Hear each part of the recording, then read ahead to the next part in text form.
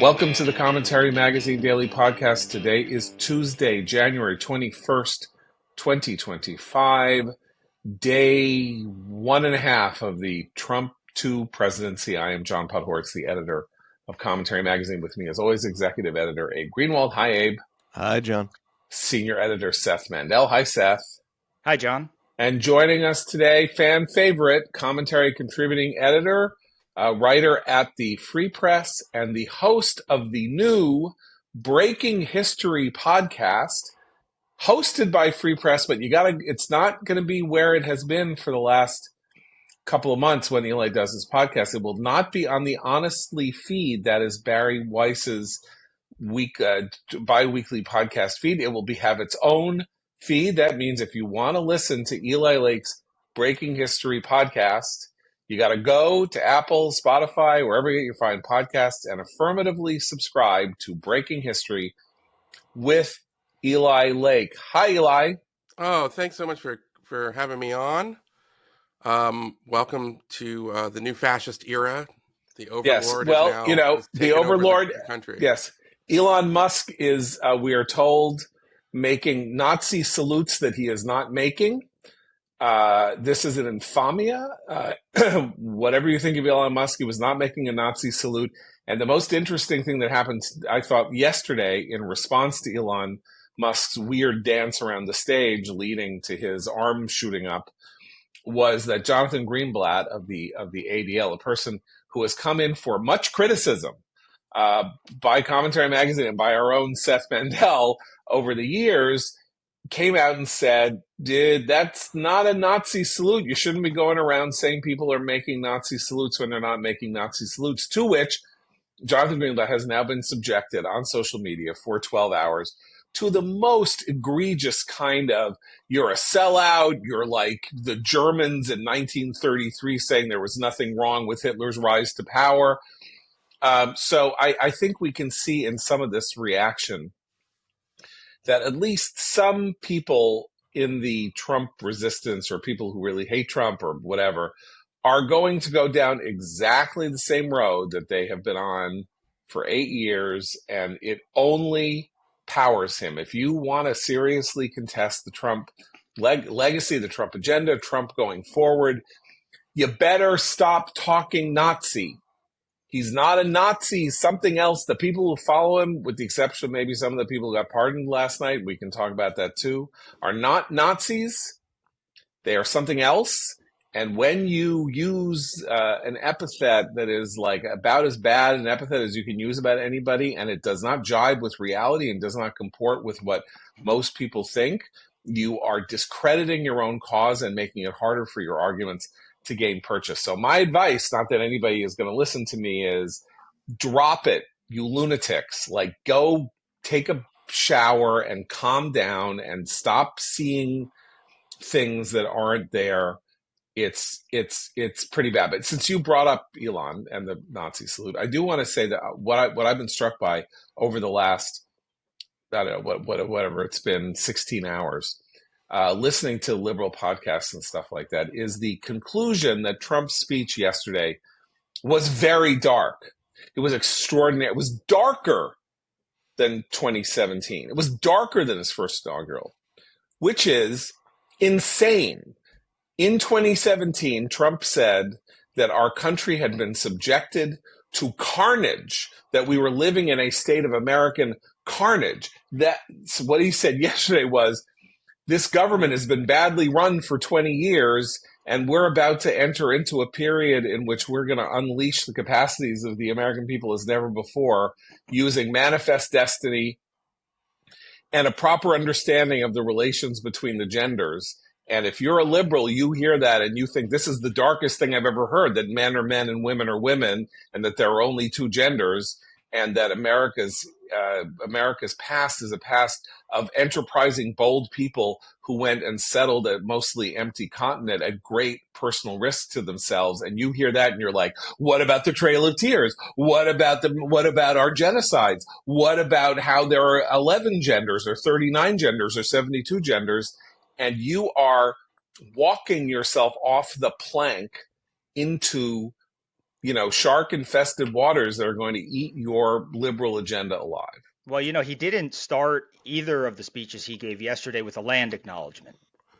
So I think Well, that's probably what got them. I want But to I point think out, it I think start. I mentioned this. I mentioned this on the podcast. Seth is making a joke. When I took my daughter on a tour of Brown University in December, and we go and we sit down at Brown University in this auditorium, the first thing that comes up is a land acknowledgement that Brown is sitting on lands, that were Pequot, expropriated from the Pequot. Right now, I here's what's think. interesting about that land. If I could just finish this point for two seconds, I bring this up only to say that this is where the land acknowledgement stuff, where the rubber meets the road in terms of the ludicrous hypocrisy and nauseating quality of these virtue signaling efforts. Brown University is very rich. It has a $20 billion endowment. It can give back the land that Brown University is on to the Pequot, and it could give it right back to the Native Americans and build a new campus elsewhere in Providence. Skidmore College in the late 1960s built an entirely new campus and expanded and bought land in Saratoga Springs and built a new campus. Brown could do that. You know what? It's a very inconvenient campus. It's kind of scattered over downtown Providence. So don't acknowledge. Like, if you're going to acknowledge, give it back. Don't just say you're acknowledging that this was on stolen land.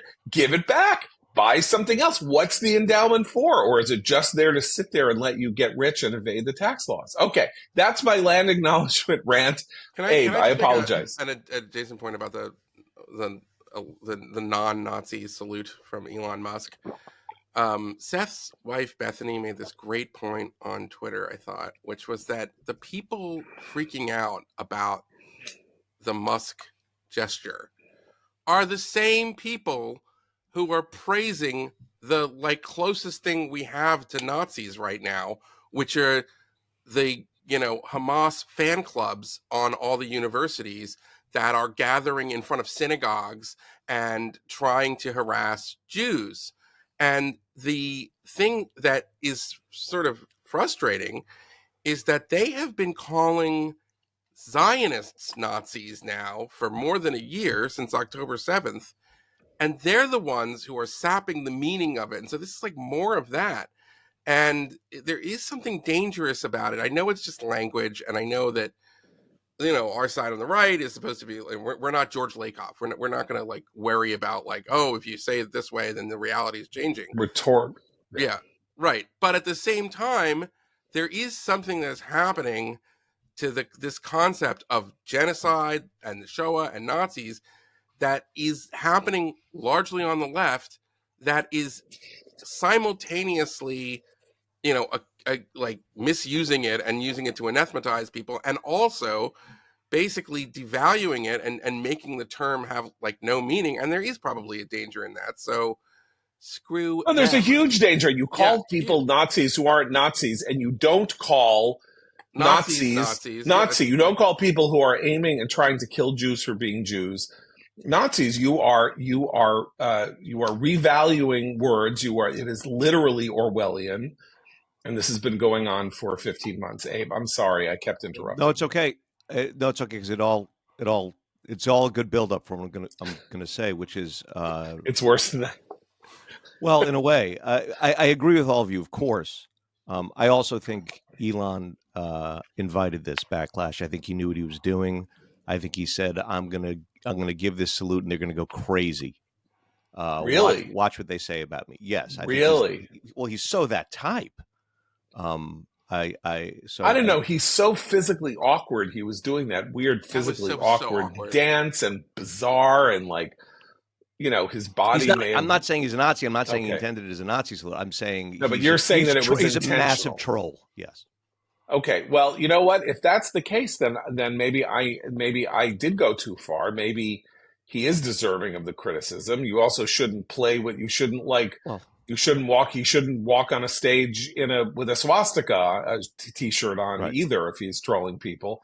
So we do have a difference of opinion here. I didn't see it that way, but I can see why you would see it that way. His gracelessness could, in theory, allow that to be the case. He clearly is not a Nazi. The man is not a Nazi. Of course not. Like, this is ridiculous, and people need to get a hold of themselves. I mean, he, in fact, his family emigrated from the last explicitly racialist regime on earth to come to America to make a better life. So anyway, but to move on, let's talk about the darkness thing, because I do think that, go ahead. Yeah, I did want to say something about that as well. I think this is so dark to liberals because Trump is reversing things. He's undoing their reality as far as they can tell. And that was unthinkable to them, and that is completely intolerable. And he spent all day doing it, right, with the executive orders. I think that's true, but I also think that you have to, it's not just that he's acting or that he's undoing. It is that he is reframing, not to get into George Lakoff linguistic politics territory. Look up George Lakoff if you want to know what we're talking about, and you don't, because it's not worth getting too deeply into.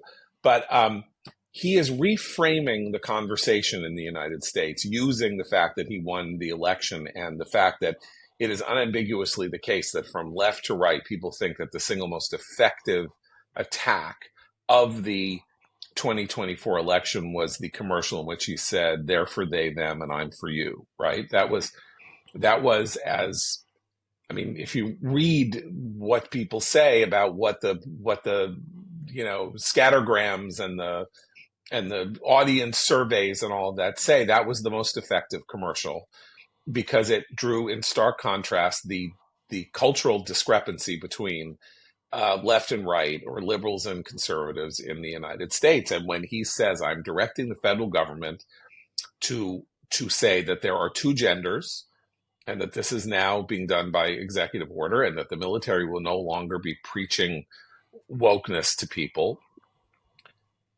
as I said yesterday on the podcast, this is like a 70 to 80% issue. This is not, like, boy, he's really getting in there he's being controversial. Where he's being controversial is on the J6 pardons, which we can get to.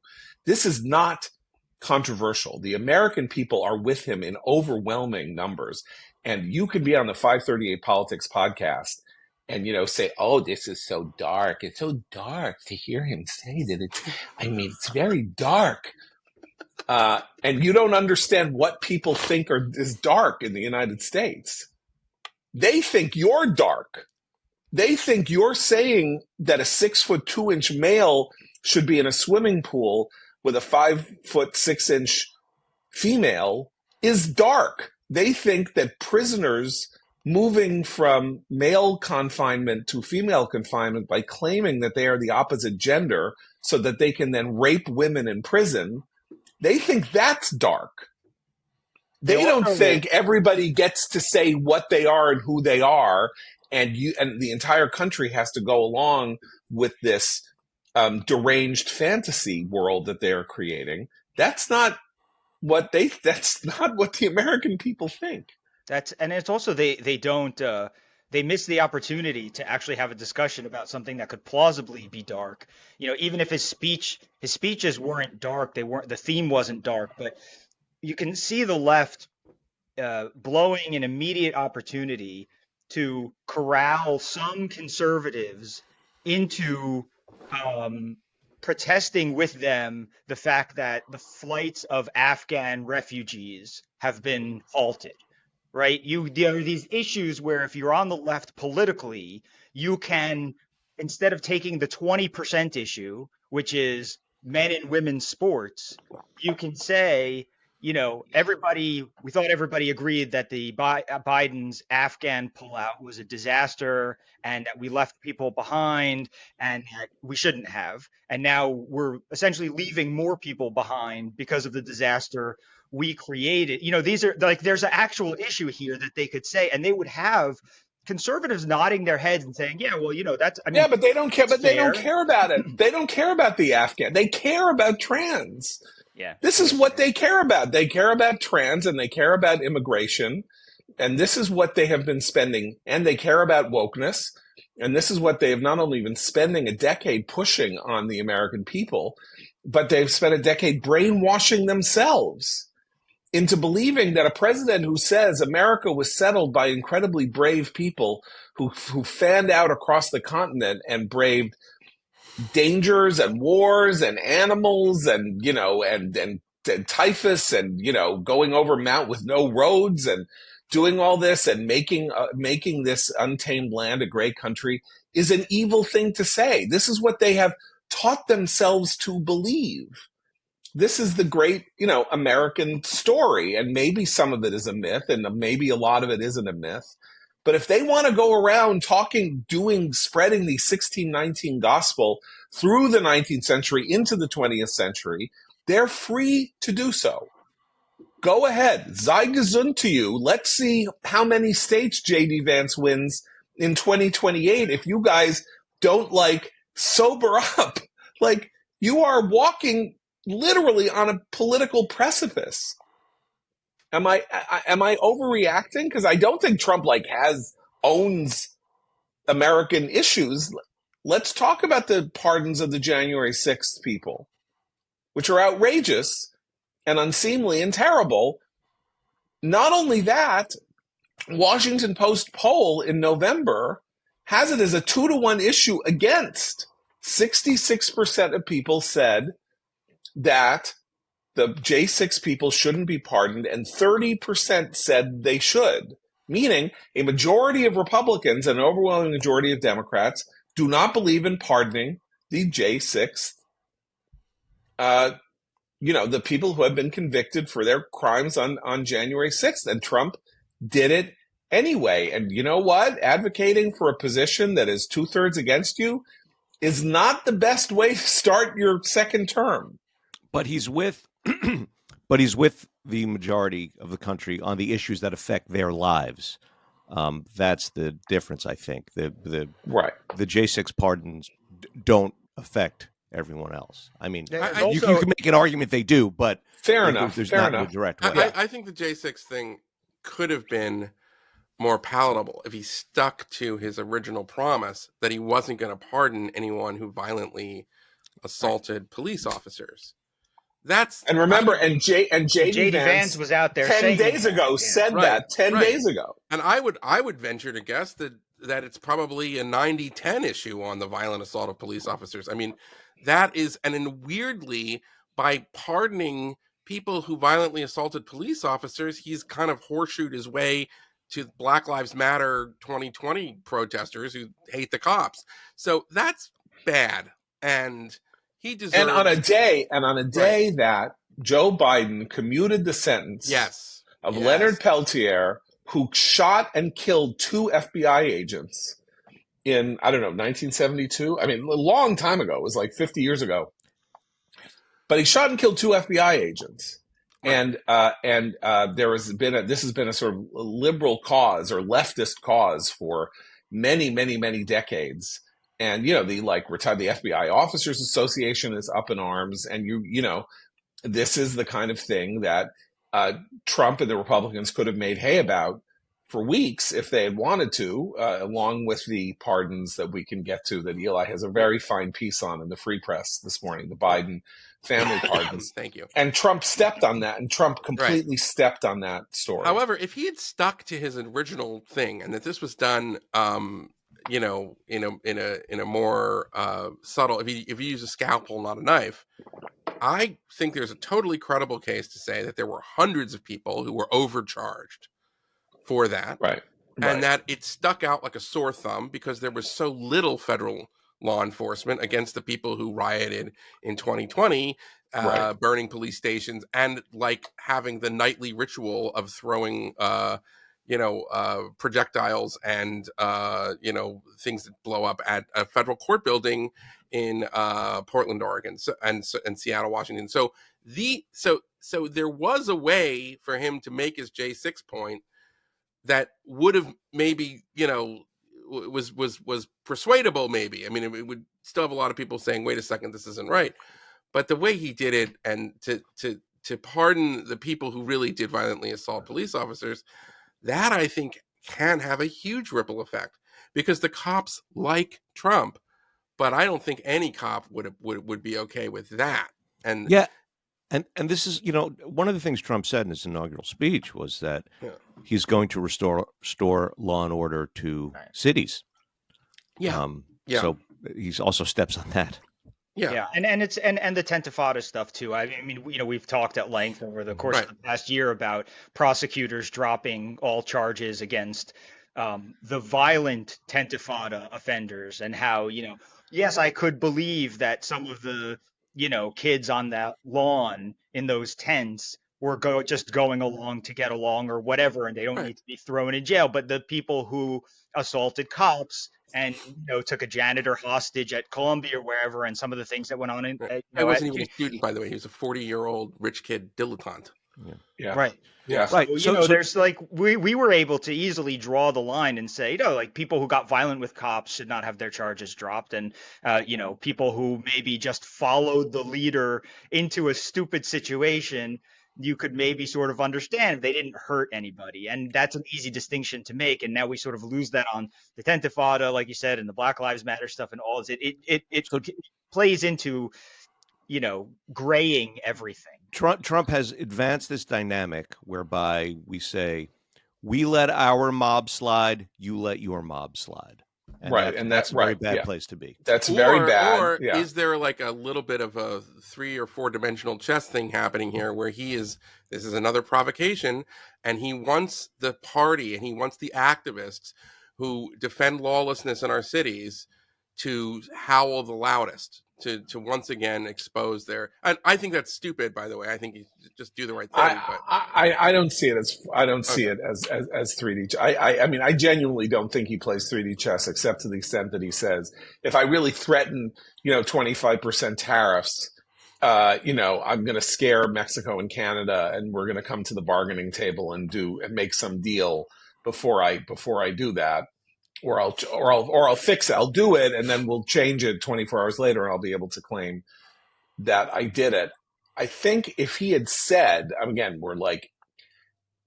if he had said something like, a lot of these people have served 4 years or 3 years in prison, and in my estimation, that's enough.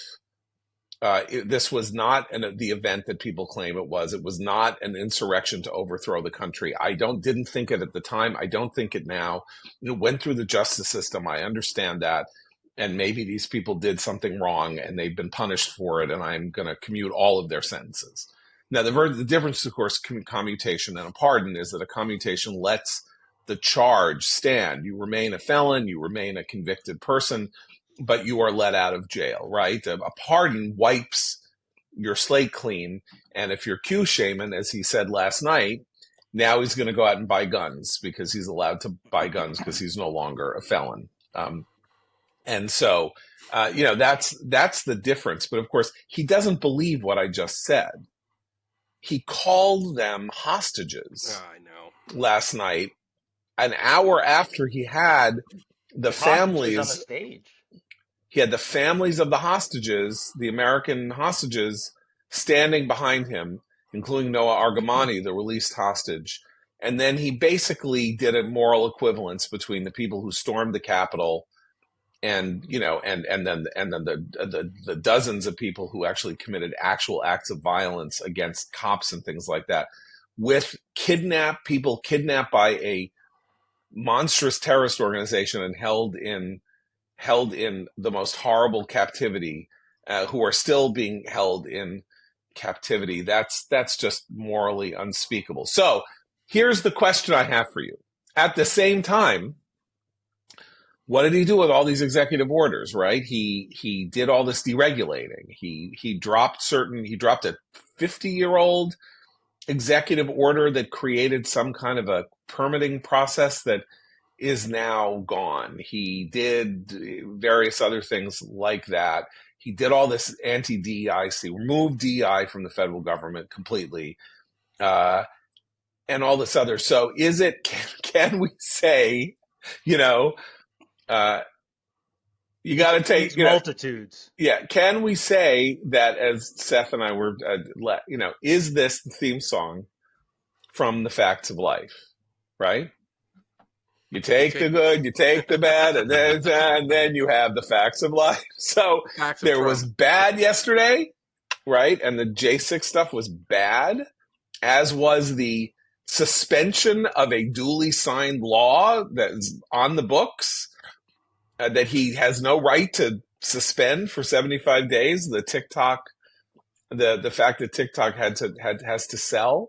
President has no role whatsoever in suspending a law that is passed, and I don't quite understand how that's going to get enforced. And of course, birthright citizenship, which is probably too complicated for us to talk about here, but suffice it to say that no matter what you have heard, birthright citizenship has been the constitutional law of the United States since 1866. And I don't care that John Eastman found one senator in the debates at the time who said it shouldn't be, that there should be birthright citizenship. The Supreme Court ruled on this 6-2 in 1898. And the dissent in the Supreme Court decision on birthright citizenship made it literally clear that the problem with birthright citizenship was that other citizens coming here from China are viewed in international law, such as it was at the time, as subjects of the Emperor of China, and therefore cannot become Americans because they are under somebody else's subject rule. And we do not believe in subject rule on this planet any longer. That is talk about something that is, gone the way of the dodo and does not stand for this. And so he did announce the end of birthright citizenship.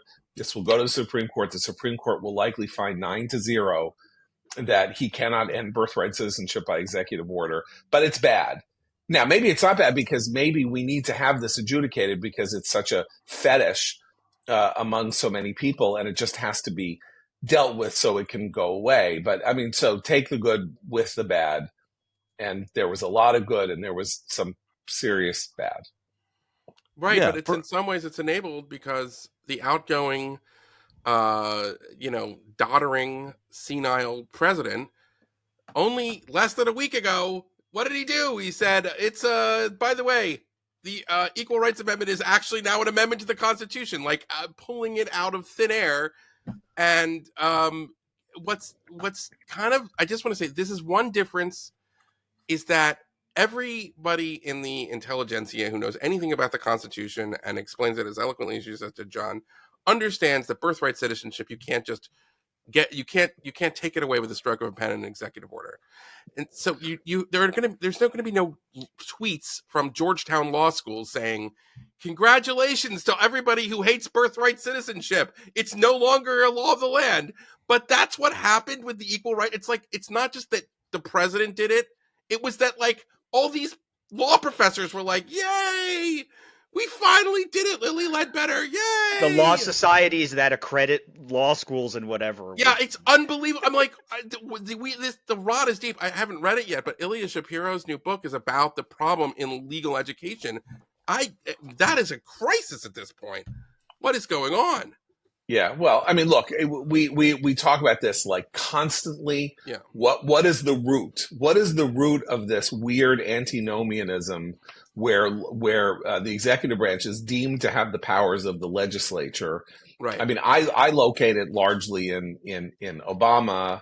The Obamans would say, well, it's all your fault because you right wingers were praising the idea of the unitary executive. Right.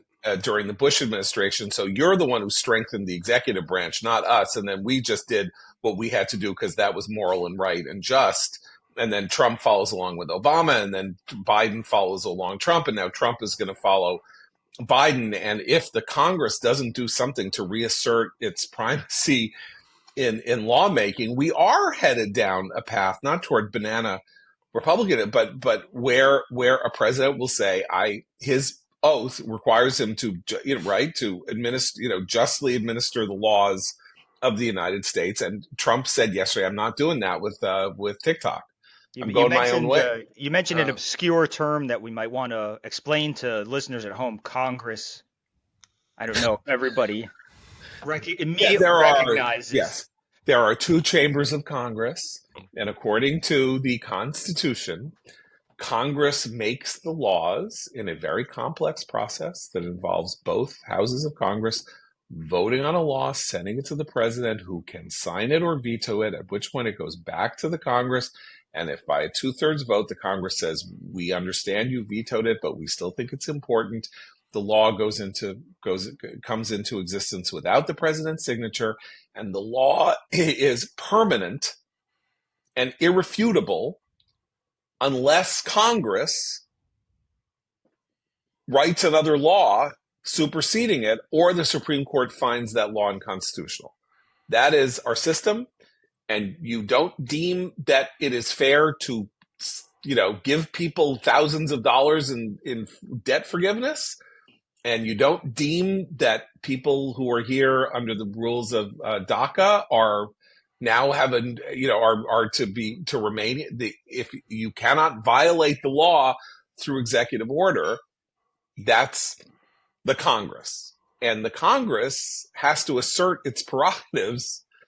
And of course, that's not going to happen in these next 4 years because, particularly in the House, the only binding glue for this one-seat majority that Republicans have is Trump. There is no ability, if the Democrats vote en masse against every single thing that's thrown at them, which, by the way, they're not doing. No. It is important to note that tonight or today, sometime, Trump will sign the Lake and Riley Act into law. 12 Democratic senators voted for the Lake and Riley Act, which makes it easier for the arrest and deportation of people who commit illegals who commit criminal acts in the United States. So the first thing that's going to happen with Trump is a bipartisan piece of legislation being signed into law. So we aren't necessarily in the place where there will be no Democratic and Republican cooperation. You know what I'm reminded of now? I'm thinking the way Trump flooded the zone with his cabinet nominees has been repeated with his flurry of executive orders yesterday, right? Throw everything at them, see what lands, see what people go crazy over, and then some of it's going to work out. Right. Of course, people are people and policies are policies, and people are fungible and policies. Well, but some of these are going to get challenged. I mean, that's what we said. I mean, yeah, no, they are going to get challenged, but it's unfortunate because, it's like you're wasting America's time. That the problem with doing birthright citizenship, which will not pass Supreme Court muster, is that you're creating this entire process that is a waste of time, because it's 2 years, a lot of emotional, takes up a lot of bandwidth and a lot of yelling and screaming, and then it's going to be overturned. It's like DACA and that stuff with Obama. It's like, what are you kidding? Of course you're not. This isn't going to go anywhere. And it doing something patently and it replicates a mistake the Democrats have been doing these past few years, which is it just creates an opportunity to fight within your coalition. The right this is not a right-wing thing. The right is divided. There's a huge portion of the right that agrees with everything we just said here about the birthright citizenship. We're not an outlier, about that. The legal minds on the right tend to. So this is a thing that's going to have, if it takes 2 years to go to the courts, it's going to be 2 years of Republicans yelling at other Republicans. Right. We could, creating this and then, have the Democrats be able to sit back and do what Republicans were doing for 4 years, which is let them fight. Right. And, by the way, the other thing is, and let's talk about your piece in the Free Press, because what Trump did with the flurry, deciding as they did, they were going to do all of this on day one, I think was, if we look back on it from the vantage point of 12 hours after. So I'm taking a deep historical view here, is it was in PR publicity and political terms a mistake, because he could have done this Wednesday, could have done it Thursday, right, could have done it anytime. He didn't need to do it yesterday. And what he did was, if he had let alone and just gone to the balls and danced and done all of that, the story today would be the Biden family pardons. Yeah. And it's not. And let's talk about the Biden family pardons, which is the subject of Eli's piece. I think it's so bad. You mentioned on the podcast yesterday the Mark Rich pardon and I guess the Hugh Rodham pardon. I mean, there were things that Clinton did on his way out, which by the way prompted a Justice Department investigation, as I remember. I think this is unprecedentedly awful. I first of all, there's never been a pardon for people who were never charged with a crime. Only Nixon. Only Nixon, but that Nixon was is the only person in American history who was, yes. Right. I mean, it's like that was like Nixon got the pardon because you could tell that this, eventually it was there was something there, and it was like a process that was moving forward. This is like, if it becomes a new norm, then future presidents will just tell their staff and their loyalists, do whatever you got to do. I'm gonna do one of those Biden pardons at the end, and that right there is such a that we don't want that. That's a huge norm violation. And I actually think, I think, what was it? I think Matt Continetti said, now he can create an amendment to change the pardon power. I think, maybe we should start thinking about that. So that right there off the top. Now, one of the things I did, and I don't think I was being too clever by half. I think it's also a fair point. In a sense, even though it was despicable what Biden did, not just for his family, not just for his son, but also for all the members and staff of the January 6th committee and Mark Milley and Anthony Fauci and a few others, he has removed a temptation for Trump or the Trump Justice Department to respond to the lawfare against Trump in kind. And that may be a kind of shambolic way of stumbling towards a little bit of a lawfare truce, which we could use. And there will be other ways to get accountability. There will certainly be investigations. I would imagine there will be, Justice Department reports. There will be congressional probes, but they will not have the prospect of sending Democrats to jail. Now, there were some people who were not on the pardon list, so it's possible maybe they'll go after Merrick Garland. You guys mentioned Jill Biden was not among the people who, I mean, that's a fascinating omission. But on the other hand, I do think that this is maybe there is this silver lining here, that maybe it's an opportunity to just get out of this cycle of lawfare, which would be nice. I would like that. That would be great, except as you say, the problem here is the precedent that is being established. Yeah. That again, Bill Clinton established. Well, no, don't you be blaming. No, what Bill Clinton established was, I'm pardoning my family.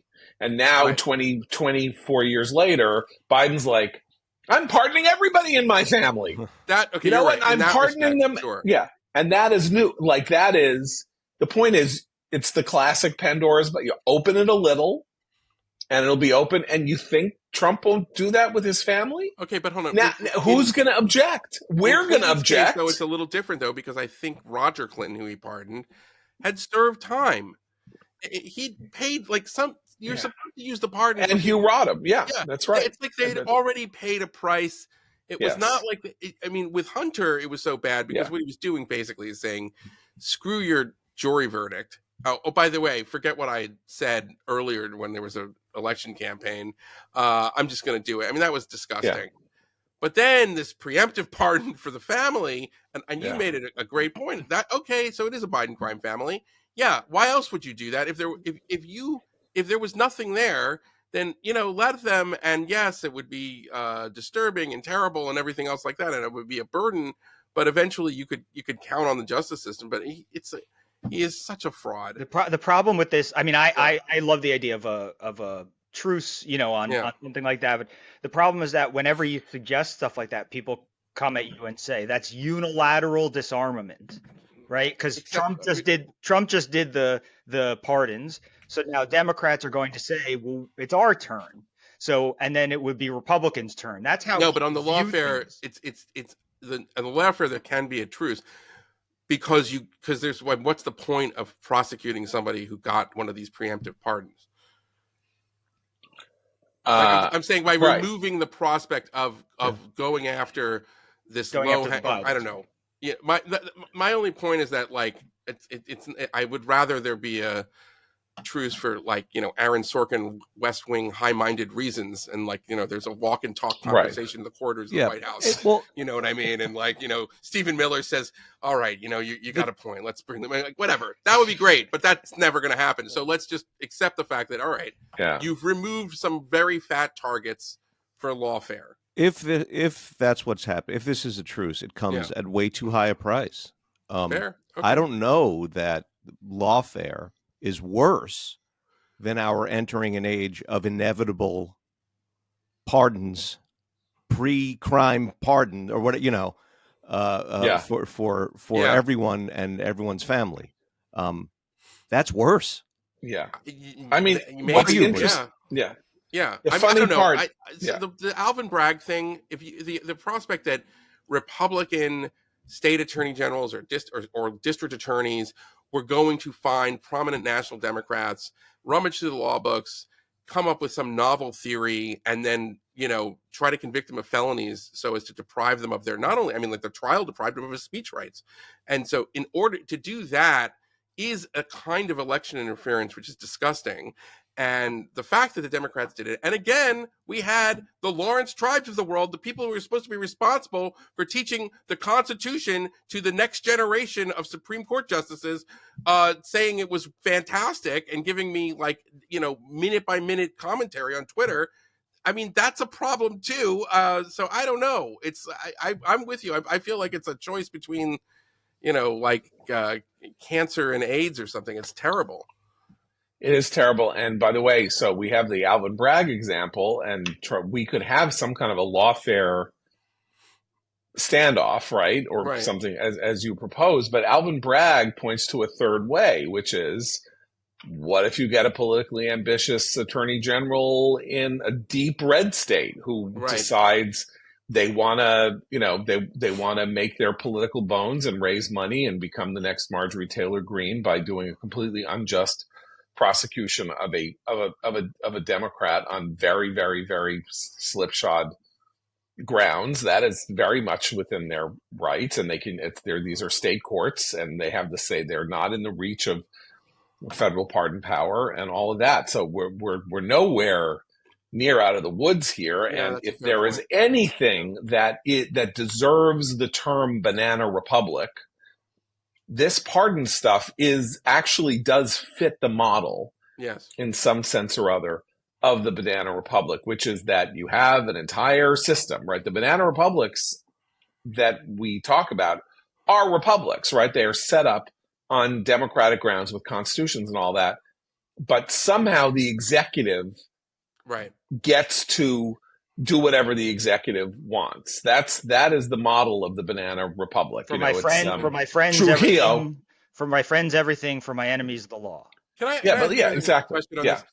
For me, what makes it even more offensive is that, like, whoever it is, John Meacham, is writing these speeches, which is trying to still, like, his farewell address last week, the televised address, was trying to strike. I mean, and you were right, by the way, John, that it was a terrible speech in a lot of ways, but it was like he was trying to strike these poetic chords of our republic and our values, and like, I still believe in our democracy, and I believe in that stuff, but it just crushes me that this guy, who is such a stain on the Constitution, leaves in this horrendous manner, is still talking again like some Aaron Sorkin teleplay. I can't. That makes me crazy. It's that contrast of like, we are good enough. I think all these principles are they're pretty good. I'll tell you. And here's the deal. I hate that. I hate it. For him to do this thing and then to still give me this language of, our American ideals. I can't stand it. It makes me crazy. Well, you're right. And part of this is what the gaslighting, we spent 4 years talking about Trump's gaslighting, and there was a lot of gaslighting. Yes. Crowds, here's the map. I want you to draw of the hurricane. Right. All that kind of, all that kind of stuff. Don't report on how many people are dying of COVID, because that makes me look bad, or how many cases there are. But when Trump does it, he doesn't have that vocabulary. So So there's gaslighting. The Biden gaslighting is the adoption of pompous liberal nostrums using the classic language Right. of the New Deal and JFK, this elevated language about, the democracy and where we are and our future and our structures and all of that. And then he's just another corrupt, lousy, Washington fourth-rate hack Yes. Paul who serves his party and doesn't care about America or the future in any way, shape, or form, and looks to enrich his family, as we, I think, now can say without qualification, that his family was enriched by his position as vice president, that he has now put them beyond reach of legal examination for that. That happened with Hunter. It's now happened with his business partner, Jim Biden. His sister, who knows what his sister was in. We can now think, I think totally justly from now until the end of time, that Biden, far from being the modest guy who took the train home to be with his family and all of that, is a crook. He was a crook, and he ran a crook family, and Peter Schweitzer was right, and the people who said that he looks like he's not rich, but he's actually really rich, and the stuff on the laptop where Hunter says to his sister, I'm going to have to give him 10%, give 10% to the big guy, was exactly what it meant, which means that Biden got at least $1 million himself off a $10 million deal with China, and that's the only one that we know about firmly. We don't know what he got from Ukraine. We don't know what he got from other players. We don't know what game was being played, but Hunter and Jim were going around the world selling the hilarious fact that their father and brother was the vice president of the United States, an office that, as was it Alvin Barkley said, isn't worth a bucket of warm piss. Right. Was somehow so important that you should buy him off, little knowing that he would actually end up being president, and that those payoffs would actually not help, but would hurt since they had to be covered up. Biden gaslighting, though, is also. It's not just gaslighting. He also played, on the way out of office, he played a very deliberate shell game. He said, don't look over here. Don't look at the pardons. Don't look at what's going on with my family. Here's where I'm going to direct your attention. We have a new oligarchy that is destroying the fundamentals, the ideals of this country. That is the problem. And the media sucked it up. They took it. Yeah. I mean, they ran with it. John, you pointed to a headline yesterday that just said, what was that? It was just that new oligarchy takes over Washington. Yeah. Literally in the New York Times, the word oligarchy was used without irony or with like quotes around it or something like that. Right. The oligarchy was totally fine with Obama and Biden when the billionaires were on their side. Mm-hmm. I never heard anybody complaining that, Zuckerberg's, kowtowing and toadying to the Biden administration was anything but an act of deep patriotism, as well as including the deep pockets. And I think that stuff, in the end, doesn't pass Sam the smell Altman test. Made that point in a letter that he publicized when he said, like, Elizabeth Warren sent him a letter saying something like, I noticed that you've spent, $1 million for the inauguration. Well, it's an awful nice company you've got there. And he said, funny, you never objected when I gave, lots of money to Democrats. And, Abe, you're getting at something that I think is a deeper point about the New York Times. And that is that it's no longer the paper of record. It's the American Le Monde.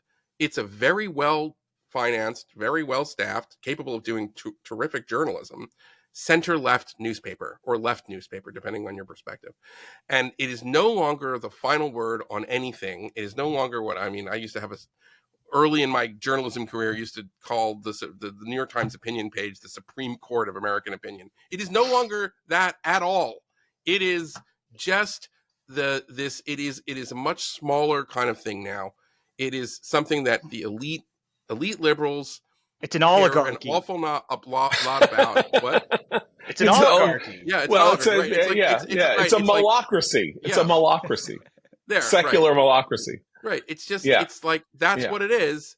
And they've squandered it. I don't think they just squandered it. I think it's been a slow burn for a while. But by the way, we should make note of the fact that last week, the New York Times fired one of its columnists who is a Pamela Paul. liberal, Yeah. who has been red pilled, right? Right. Pamela Paul, who was the editor of the New York Times Book Review, and got this column. And basically, the column is basically a classic liberal, unthinking liberal who is confronting the consequences of wokeness, and Right. wrote about gender stuff and various other things. And she had this job. It was given to her because they wanted to take the book review, I believe, take the book review away from her. So they gave her this op-ed column as a consolation prize. And I think she did it for 2 years or maybe 3 years. And with Trump coming, rather than saying, you know what, she's kind of an interesting voice because she's not a Trumpian, but she is like evaluating liberal ideas from a relatively innovative perspective,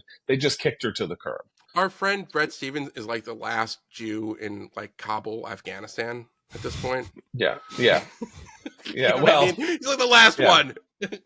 Yeah. He and Ross, you know.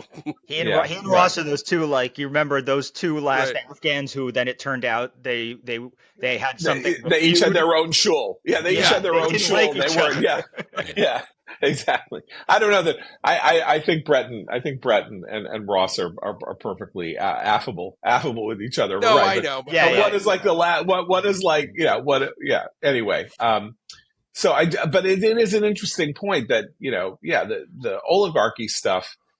And again, I just don't think in the end, when it comes to the way people evaluate American politics, that stuff, that's all kind of like debating points for us. And I'm talking about 538, and maybe 538 will talk about us in response and all of that. I mean, first of all, as Abe said, none of this matters to the American people, right? It doesn't matter to the American people that Biden says there's a new oligarchy, and here's his warning, like George Washington's warning about the military-industrial complex, and yada, yada, yada. They don't care. Like, what do they care about? They want inflation dealt with. And the one thing that was said on the 538 Politics podcast that I thought was interesting yesterday was they noted how little Trump talked about the economy in his speech and during the day. And Well, he said Trump said something very interesting about that, which I was going to raise earlier. Somebody one of the outlets quoted him as saying, "How many times can I say the price of an apple has doubled?" And that was what I thought was really against the grain. Now we're into the political instincts area of this, because most of us, I mean, I certainly thought you can't say it enough, that you could make a campaign on saying the price of apples has doubled. That you could say nothing else, like they used to make fun of Rudy Giuliani, a noun, a verb, 9/11. You could do a noun, a verb, the price of apples or the price of eggs, and an entire campaign. And Trump got the sense that people were getting bored, and getting bored was worse than anything, because as soon as they get bored and you lose their attention, who knows what they'll think? They'll start thinking for themselves. They'll start, they use their imaginations, whatever. But Trump's thing is keeping control of the conversation, and in order to do that, he had to stop saying Apple's really expensive right now. But I think that's a mistake. That's my point, which is, like you say, how much can you talk about it? Maybe the crowd that comes to his rallies is bored because what they like is gender stuff and they like culture war stuff. But he is now the president of the United States speaking to the entire country. And the country, 75% of the country thinks that the country is on the wrong track. And the key issue there is inflation. And he did not, and the border. Well, no, inflation is even, the border is number two, but economic uncertainty on the basis of the fact that people's purchasing power has been eroded over the last 4 years. And again, the gaslighting, but it's been coming down. Well, you know what? It came down because it was at 10%, but it's actually not coming down. It's crept up a little bit in the last couple of months, and it is still higher than it has been historically over the last 25 years. And people's salaries are not increasing in the same way. And so their purchasing power is being eroded. And that is the thing that, if anything, aside from age, is what killed Biden and Harris's chances in 2024. And that's what you would think he would be focusing like a laser beam on. And you could say that tariffs are his way of focusing on that. Fair is fair. Energy, saying we are doing whatever we can about energy because that will spur a gigantic economic growth boom. But even that is not an answer to inflation. Economic growth can have a terrible inflationary effect if you remain loose with money and stuff like that, which he wants to be. I just think it's weird actually that his instincts are leading him constantly to the culture war. Mm-hmm. But that speech yesterday had a bifurcated quality, which is, as I say, he began the speech, I thought, very intelligently and with a long-term positive consequence for him and for the Republicans by saying, the problem with this country is that the elites don't know how to run it. And they came in and they've been running it for their own benefit, which is sort of like the David Brooks point that for 25 years, what happened in America was that liberal elites rigged the game of getting into the elites, like college admissions, job security, looking for advanced degrees, not providing any kind of a path into the middle class for people of modest means who cannot go to major institutions or afford to go to major institutions. That was what the Democratic Party was about. That's what liberalism was about. And then it flipped. And now it's about preserving its own gentry status, even if it doesn't know that. And that Trump really has a capacity to make enormous inroads here. And he started by saying, you know what? They've taken everything over. They run everything. They have everything. And everything stinks. Nothing works. They don't know how to put out a fire. They don't know how to deal with a hurricane. That's root government responsibilities that they can't even perform. And we're going to perform them. But then again, just the siren song of the stuff that sings to us too, right? I mean, the DEI gender stuff is very important. It's civilizationally important, but it may not be directly, immediately politically important in the same way as saying, I'm going to kill inflation. I don't know how he kills inflation. Don't get me wrong. He doesn't know how to kill inflation. That's the issue. It's harder. I mean, if you start getting into those promises. Yeah. Right, well, that's the other West Wing going reference, to Mars right? is not hard. He's saying we're going to go to Mars. I don't know. But no one plant the flag. But that's the other West Wing reference, right? Which is the whole. There was a whole episode around a press secretary, a backup press secretary, doesn't know what he's doing, and he ends up saying that the president has a secret plan to fight inflation, and there's a whole episode. That's where you end up with that, which is like, do you have a plan? Yes. What is it? I'm not telling you. He'll tell in the next 2 weeks. We're going to roll out our how to beat inflation plan in the next 2 weeks. That was Trump 1, right? It's coming. How we're going to fix Medicare? That's coming in about 2 weeks. After Infrastructure Week. Yeah, after right. Okay, Eli Lake, you are doing a new podcast. It is a follow-on to your brilliant re-education podcast that you were doing for several years. And it debuts tomorrow with an episode about Andrew Jackson and Donald Trump. So it's the first populist president, that's Andrew Jackson, and the latest populist president, which is Donald Trump. And my historians, I do a lot of research for these. I think there's only been 2 real populist presidents. It's Jackson and Trump. And so it's an exploration of American populism. And it makes the argument that there are some dangerous things about American populism. I say that it's a little bit like poison. Its toxicity is determined by the dose.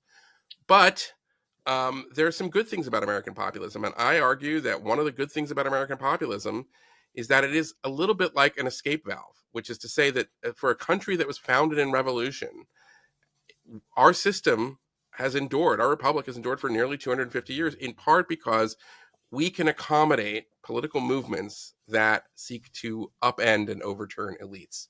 And that is what I think that is, I've had a lot of theories of Trump. I did an episode on Trump and being the greatest BS artist of all time. I stand by that. But this is about the populist moment of Trump coming back to power. Okay, so this podcast, Breaking History, Yes. You will be doing it every 2 weeks. Is that right? Every 2 weeks. These are kind of manageable episodes. They may get longer over time, but we're aiming for about 40-minute episodes.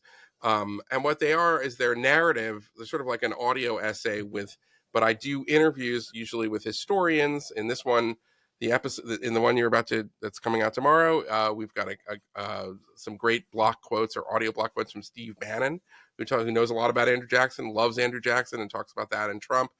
And I think I'm very proud of the work, and I think commentary listeners will really enjoy it. So I hope you all Well, I subscribe. think a lot of commentary listeners have already heard.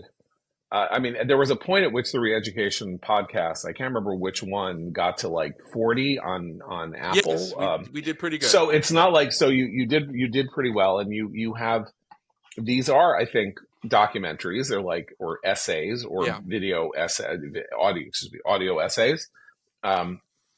I heartily commend if people want to go back and look and listen.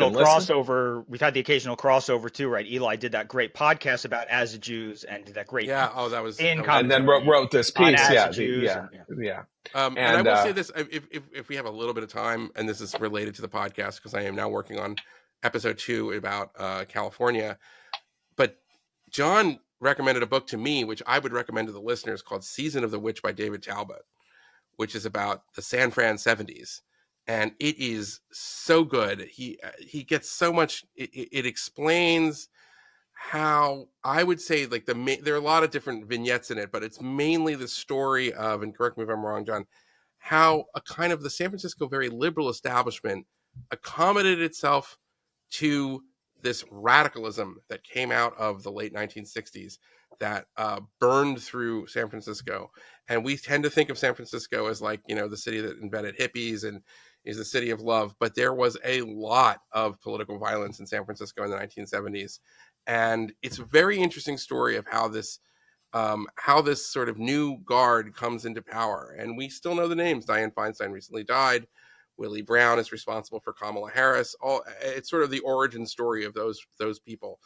It is a really, really wonderful book. And the irony of that book, and John and I have had private conversations about it, is that David Talbot starts the book by saying, "I'm here to defend San Francisco values," and then proceeds over the course of 430 pages or so to bury San Francisco values. But that said, I couldn't put it down. It's a great book. So David Talbot. David Talbot's Season of the Witch. Two interesting things about this book. One of which is that David Talbot is the founding editor of Salon. Salon, of course, the first major left-wing online magazine, right? Founded in the wake of Slate, which was ideologically unclassifiable, as was its founding editor, Michael Kinsley. And so they wanted to create a left-wing version. Salon came into being. David Talbot was its editor. It was a preposterous publication in many ways. It sort of was pre-woke. Launched the career of Jake Tapper. Fair enough. But I mean, anyway, what's interesting is that he is a standard issue left-wing California guy, David Talbot, and wrote this book about the history of San Francisco, which actually begins at in the late 18th century, to late 19th century, and moves forward. And then the second half of the book really is from the 60s onward. And what surprised me and what I think is praiseworthy about him is, he says he's here to defend San Francisco values, but he's too honest. Like he actually, what he gathered and what the story that he has to tell that is injurious to his intent is the story of how an entire city's culture went mad and started defending random shootings of white people on streets, defending gangs that were murdering, the Black Panthers murdered their own bookkeeper because she was getting too close to how much money they were stealing. And then, of course, the two ultimate things, which were the reliance of the mayor, George Moscone, the man who was running for mayor, on the votes and the political organization of one Jim Jones, the pastor of the People's Temple. In 1978, Moscone is assassinated, thus bringing Dianne Feinstein into power as the unexpected mayor of the city, that an office she could never have won on her own. He is assassinated by a right winger who tries the famous Twinkie defense to get himself off, Dan White, and Harvey Milk, the famous pioneering gay activist. And then the next year, Jim Jones, the man who got George Moscone elected, and in ways that Talbot makes clear were probably fraudulent, Yes. Leads the suicide of 900 people in Jonestown, Yes. Guyana, where the People's Temple had run off to in order to evade legal scrutiny in the United States. And that is sort of like, that's the culmination. And then, of course, AIDS. And then AIDS hits San Francisco and decimates this, city of love. It's an astonishing story. It's a great book. And praised several times on this podcast. So, David Talbot, if the book is selling, I believe you owe a debt of gratitude to neocons who are keeping your book alive long after most people on your side would wish it dead. Can I because just it tells an uncomfortable story. Yeah, go ahead. Can I give one example that I loved from the book of how his honesty got in the way of his intention to kind of defend San Francisco values?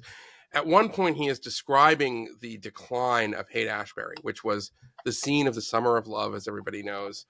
And, by the end of the 60s and the early 70s, it was disgusting. It was like really hard, bad drugs like heroin and methamphetamines.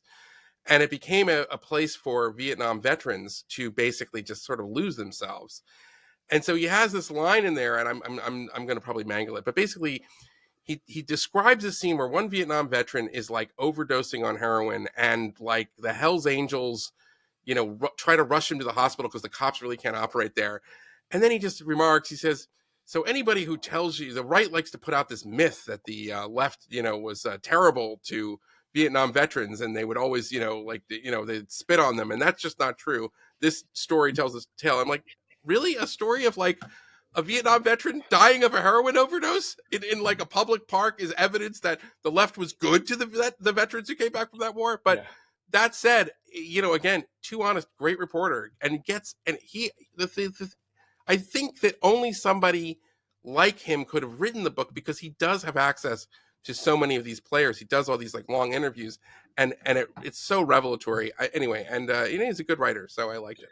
I have one other funny thing, and then we can go. Okay, so one of the characters in this book is a man named Peter Coyote. Yes. Born Peter Cohen.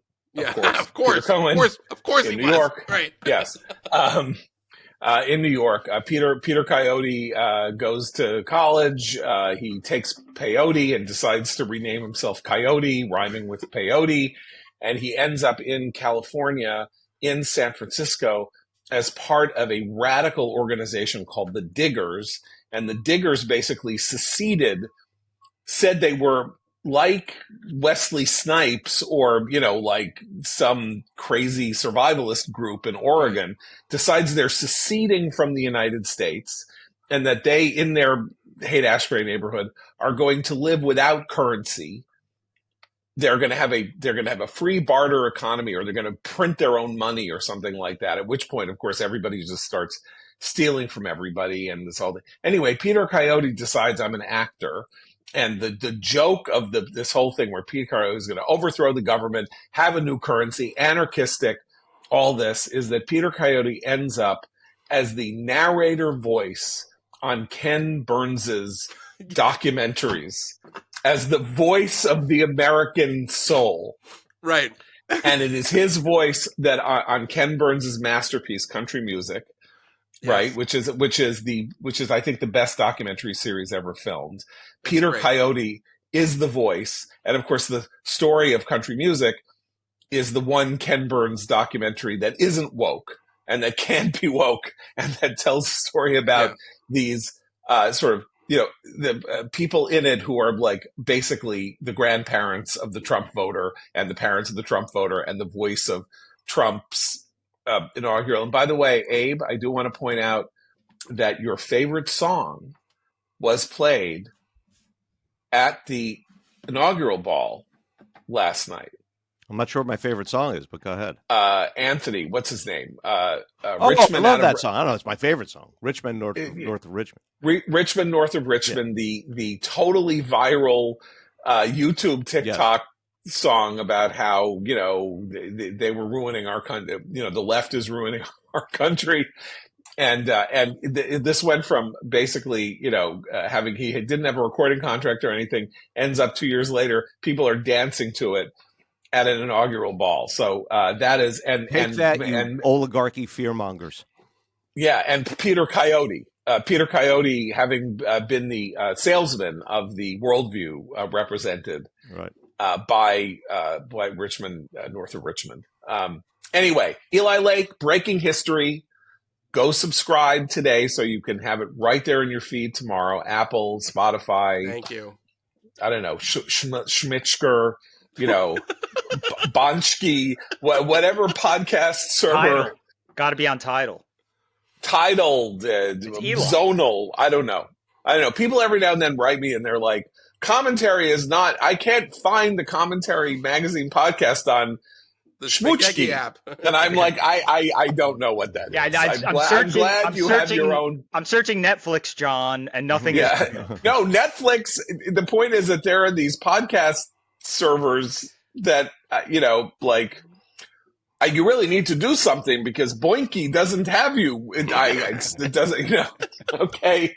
I don't know what to tell you. I'm happy that 1,000 flowers are blooming in the podcast space, but I only have bandwidth for so much. Anyway, thank you, Eli Lake, breaking history, free press, read his piece on the Biden-Pidens, the Biden pardons. We'll be back tomorrow. So for Abe and Seth, I'm John Podhoretz. Keep the candle burning.